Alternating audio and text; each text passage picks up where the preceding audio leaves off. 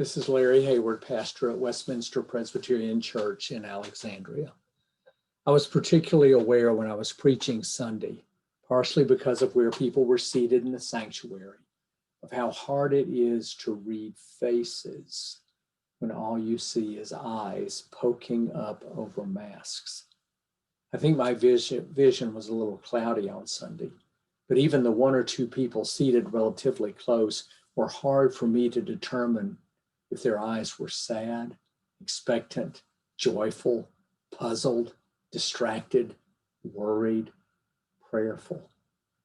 It was sad for me to see people I love, but not to be able to read their faces. At the point I realized that the coronavirus may last longer than a few weeks, it was still cool last March. And when I would go out for walks, I would put on a Patagonia jacket I'd been given for Christmas and a mask, and sometimes gloves. Then I added sunglasses, which I bought for the occasion. Then I ordered hats from each college I had attended or been a fan of, the University of Arkansas, Memphis, and Iowa. I also dug up an old Nats hat, a Pirates hat I had gotten at General Assembly several years ago, and even a hat from my high school reunion. So now when I walk, as I alluded to in the sermon, I am covered with a hat, sunglasses, mask, and a jacket. My glasses often fog up. I pass people and they don't recognize me, and people I pass, I often don't recognize. After worship today, I was thinking of the old Eagles song from 1976 called Lion Eyes. The refrain by Glenn Frey and Don Henley goes like this, sung more lyrically than the darkness of the words. You can't hide your lion eyes, and your smile is a thin disguise. I thought by now you'd realize there ain't no way to hide your lion eyes. In the Old Testament, a woman named Tamar disguises herself as a prostitute and tricks her father-in-law, Judah, into impregnating her so that the name of her late husband, Judah's son, will be continued. As odd as this is, it was according to the law of the day. Tamar, masked, was forcing her father-in-law to do the right thing, to obey the law, unmasking what had been his disobedience and irresponsibility.